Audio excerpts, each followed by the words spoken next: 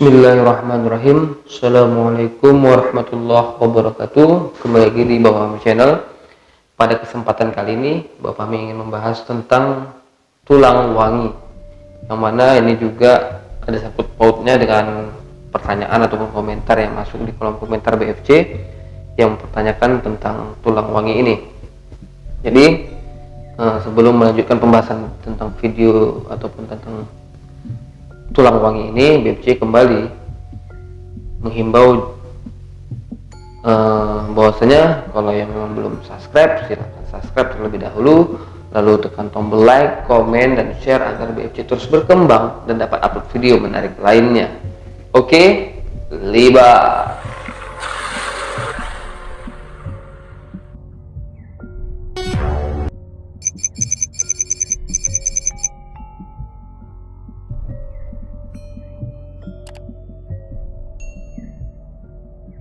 Alhamdulillahirrabbilalamin. Puji syukur kita kepada Allah Subhanahu wa Ta'ala, yang mana sampai saat ini kita masih diberi kesehatan, keselamatan, dan nikmat panjang umur sehingga kita dapat berjumpa dan berkumpul di Bapak Fahmi Channel. Nah, tak lupa pula sholawat berakaikan salam kita hadirkan kepada junjungan kita Nabi besar Muhammad Sallallahu Alaihi Wasallam. Semoga dengan seringnya kita bersolawat maka kita tergolong umatnya yang mendapat syafaatnya di hari akhir kelak. Amin ya rabbal alamin. Nah, jika ada sahabat BFC yang memang ingin berkonsultasi, yang ingin berobat ataupun mempertanyakan tentang hal-hal gaib, silakan DM dan follow IG-nya BFC di babah_fahmi18. Nah, jadi kita kembali ke topik pembahasan mengenai tulang wangi. Jadi tulang wangi ini sebetulnya seperti bahasa kiasan ataupun bahasa apa kita bilang ya, bahasa istilah gitu. Maksudnya menandakan bahwasanya orang ini adalah orang yang memiliki kelebihan ataupun orang yang spesial gitu. Dan tulang wangi ini berkaitan pastinya dengan hal-hal gaib. Nah, jadi ini tak jauh beda dengan konten BFC sebelumnya, yaitu yang BFC bahas tentang darah manis. Nah, darah manis, tulang wangi ini hampir sama, dan ciri-cirinya juga ataupun hal-hal yang dirasakan oleh pemilik tulang wangi dan darah manis ini adalah hal yang sama gitu. Yang pastinya yang pertama, dia merasa seperti ada yang mengikuti merasakan, maksudnya ini aku kok kayaknya ada yang memperhatikan segala macam. Maksud itu ya hampir sama juga dengan orang-orang yang memiliki khodam, karena orang yang memiliki tulang wangi ini pasti sudah memiliki khodam. Nah, karena memang daya tarik auranya, daya tarik energinya itu menarik para khodam atau para makhluk gaib. Nah, itu dia. Lalu yang selanjutnya, orang-orang yang seperti ini, orang-orang yang memiliki tulang wangi pastinya peka terhadap hal-hal gaib. Nah, walaupun dia tahu, tapi dia tidak, misalnya gini, dia merasakan, tapi dia tidak bisa kayak seperti menafsirkan, oh ini si anu itu masih, tapi itu lambat laun karena beriringnya proses dia pasti bisa mengetahui dalam arti, oh di sana tempatnya seperti ini, oh di sini dulu pernah ada kejadian kecelakaan misalnya. Itu adalah prosesnya lambat laun, proses itu kan dia semakin tajam karena dia adalah pemilik tulang wangi tadi juga pastinya berproses gitu. Memang dia sudah dari lahir itu memiliki tulang wangi, tapi seiring waktu berjalan dia mengalami proses spiritual, ya, melihat ini, melihat itu, hal-hal gaib. Mungkin dia seperti sekelebetan, nanti sekali dia nampak wujud yang sebenarnya gitu. Itu proses.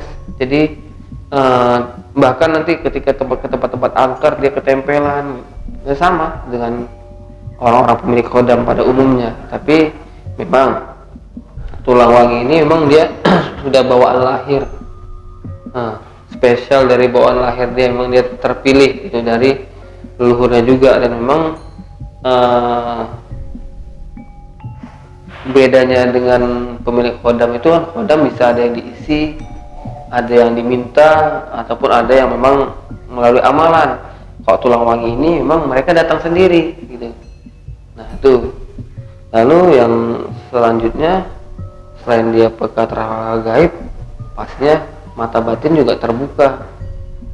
Walaupun tidak sekarang, tapi lambat laun nanti akan terbuka dengan sendirinya karena pengaruh energi-energi khodam yang datang itu juga. Dan pastinya dia memiliki banyak khodam. Nah, banyak khodam pendamping itu banyak, dan itu nggak semua dari leluhurnya, dari tempat-tempat yang dia singgahi. Kalau memang ada yang tertarik kepada dia akan ikut.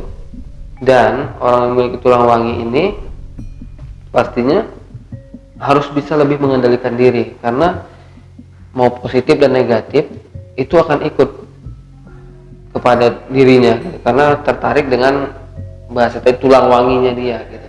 Nah, jadi yang selanjutnya berkaitan dengan pertanyaan sahabat kita itu, bagaimana mengetahui kalau pemilik tulang wangi ini diikuti khodam positif dan khodam negatif. Jadi ketika pemilik tulang wangi ini diikuti banyak khodam positif, maka dirinya juga merasakan hal yang positif, ketenangan, kenyamanan, rileks, dan terhindar dari hal-hal yang negatif itu juga. Bawaan badannya ringan, santai gitu kan. Ya kondisi fisik sehat, bugar gitu. Tapi ketika nanti dia didampingi terlalu banyak khodam negatif, maka tubuh terasa berat, tidak nyaman, pikiran penat, ya kan? Baru pusing juga, baru ya pegal bagian tubuh gitu, bahkan bisa drop sakit. Nah itu karena berbenturan energi tadi, negatif dengan positif. Makanya kita yang merasakan adalah si pemilik tulang wangi. Nah jadi sahabat BFC semua, ketika Anda memiliki tulang wangi, maka ya ada baiknya juga melatih diri, ataupun sebenarnya mencari guru. Nah itu juga bagus gitu kan, agar kita selaku pemilik tulang wangi dan pewaris leluhur itu bisa mengontrol diri kita agar tidak terjerumus pada hal-hal yang negatif. Nah itu saran BFC, karena BFC juga pewaris, dan BFC tidak tahulah misalnya kalau tidak diarahkan dengan yang lebih senior, BFC tidak tahu mau kemana arahnya kan gitu. Ketika kita memiliki guru yang lebih paham, maka kita bisa juga menggunakan dan mengaktifkan apa yang kita miliki. Makanya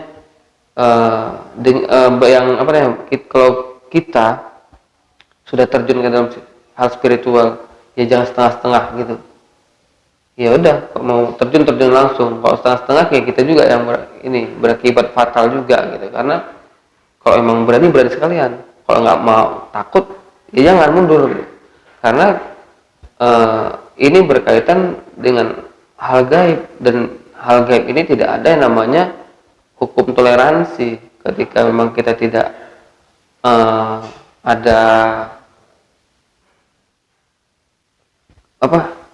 kemampuan, maka ketika ada benturan ataupun ada hal-hal yang tidak kita inginkan, kita bisa fatal gitu, dan resikonya itulah nyawa kita. Makanya ketika kayak pengobatan, hal-hal yang memang bertarung lah dengan makhluk gaib itu, kita harus siap gitu. Makanya ketika pemilik tulang wangi ini, ada baiknya latih diri, cari guru supaya duduk dan mapan. Nah, mungkin itu aja penyampaian dari BFC. Lebih dan kurang BFC minta maaf. Akhirul kalam. Assalamualaikum warahmatullahi wabarakatuh.